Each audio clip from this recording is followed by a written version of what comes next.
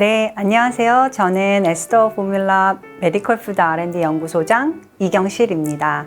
오늘 비욘디 밥상에서는요, 과일 이야기를 하려고 합니다. 제가 진료 볼 때 요맘때쯤에 이제 진료 보고 그 다음 3개월 뒤에 만나기로 이제 약속을 하고 헤어지거든요. 뭐 고혈압 환자분이든 당뇨 환자분이든 3개월 뒤에 혈당이 당화혈색소가 1 이상 올라가시는 분들이 종종 계세요. 이 분들이 누구냐? 대부분 여자분들인데 다 과일을 좋아하시는 분들, 그리고 구황작물, 요거 2개 주의하셔야 되는데요. 이제부터 6월, 7월, 8월 제철 음식으로 나와 있는 것들이 참외, 수박 이런 것들이 있고, 또 옥수수가 대표적이고 복숭아가 있어요. 제 진료 볼 때 특히 이제 65세 이상이신 분들 보면 옥수수도 이렇게 자루째 사 놓으시고, 수박도 어쩔 수 없이 큰 걸 사시게 되고, 복숭아도 한 박스 사게 되잖아요. 이러다 보니까 3개월 뒤에 만나면 어김없이 혈당이 피크, 정말 많이 올라가 있습니다. 그래서 지금부터 여름을 잘 보내시면 당뇨 관리가 정말 쉬운데 그 팁을 알려드리도록 하겠습니다. 첫 번째는요, 껍질을 먹을 수 없는 과일은 나한테 도움이 안 된다, 이렇게 생각하시면 돼요. 껍질을 먹을 수 없는 과일의 대표적인 것이 수박이죠.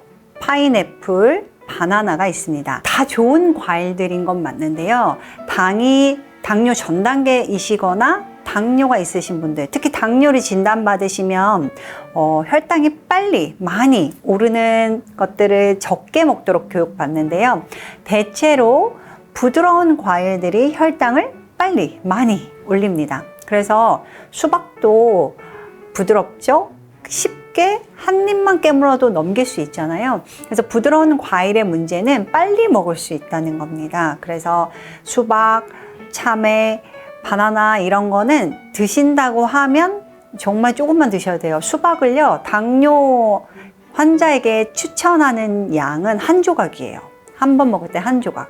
근데 이제 우리 보통 수박 먹으면 이만큼 잘라놓고 한 3개씩은 먹잖아요. 근데 당뇨 있으시거나 당뇨 걱정되면 이렇게 드시면 안 됩니다. 두 번째는 또 뭐 과일에 항산화 물질이 많다, 파이토케미칼이 있다, 이런 얘기 들으시고 많이 드시려고 갈아 드시는 경우 있어요. 과일은요, 갈게 되면 이제 더 이상 과일이 아니에요. 그냥 가공식품이 됩니다. 왜냐하면 과일이 좋은 이유는 이런 항산화 물질, 비타민, 미네랄 이런 것들이 도움이 되는 이유는 촘촘하게 섬유소 안에 들어있기 때문이에요. 그래서 우리가 씹으면서 천천히 흡수가 돼서 당은 천천히 올라가고 또 좋은 성분들은 취할 수 있고, 이게 장점인데, 여러분들 이걸 갈아서 드시게 되면 그냥 드실 때보다 훨씬 빨리 드시고 훨씬 많이 드시게 됩니다. 뭐 예를 들어 사과를 생각해 볼게요. 사과는 당뇨 환자에게 좋은 가장 대표적인 과일이거든요.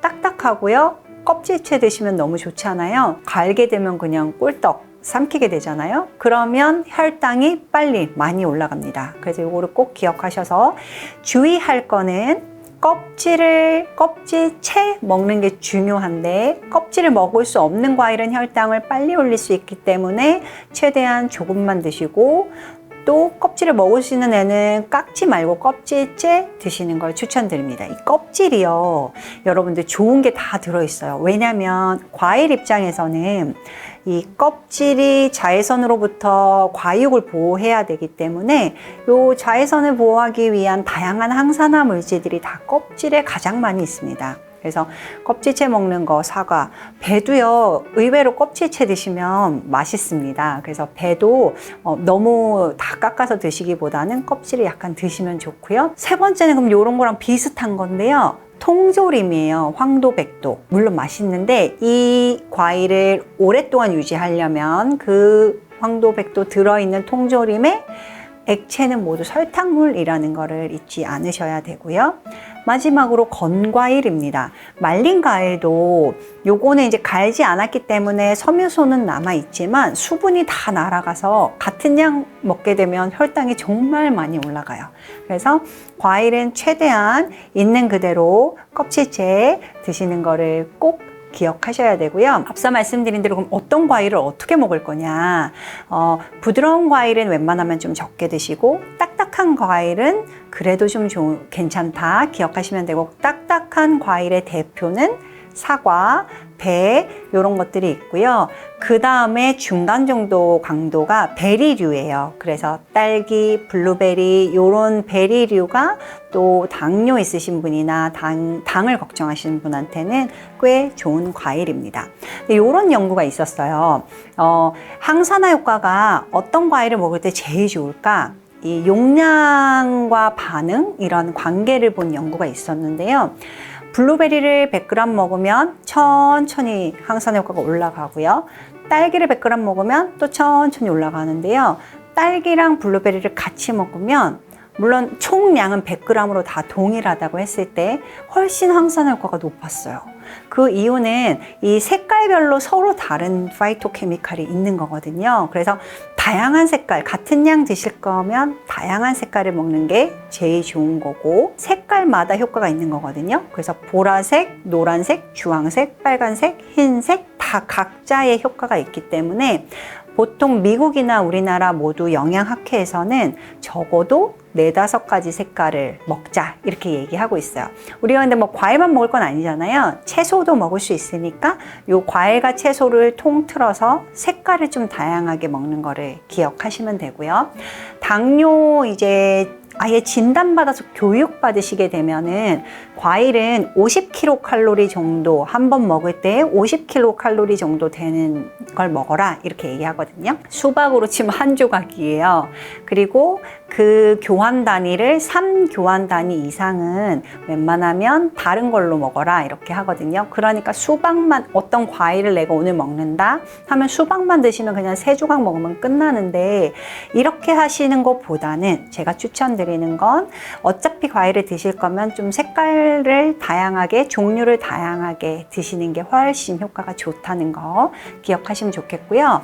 그 다음에 이제 과일을 그럼 언제 먹을 거냐. 보통 식사하고 입가심용으로 드시잖아요. 근데 요거 식사하고 입가심용으로 드실 때는 배가 불러도 또 먹게 돼요. 그래서 당뇨 있으신 분은 그냥 혈당 스파이크만 쭉 올라가는 그런 문제만 생길 뿐 크게 도움이 되지 않습니다. 그래서 당뇨 있으신 분은 오히려 식후에 드시기보다는 식전에 오히려 샐러드처럼 채소랑 과일이랑 견과류를 섞어서 샐러드 형태로 만든 다음에 먼저 드시고, 단백질 드시고, 그 다음에 구황작물이죠. 옥수수, 뭐 고구마 이런 거 있잖아요. 그런 거나 밥, 이런 순서대로 드시는 게 훨씬 도움이 된다는 거 기억하셨으면 좋겠습니다. 여름 나실 때요, 혈당 관리를 잘 하셔서 가을에 당뇨 환자가 안 되시기를 꼭 응원드립니다. 감사합니다.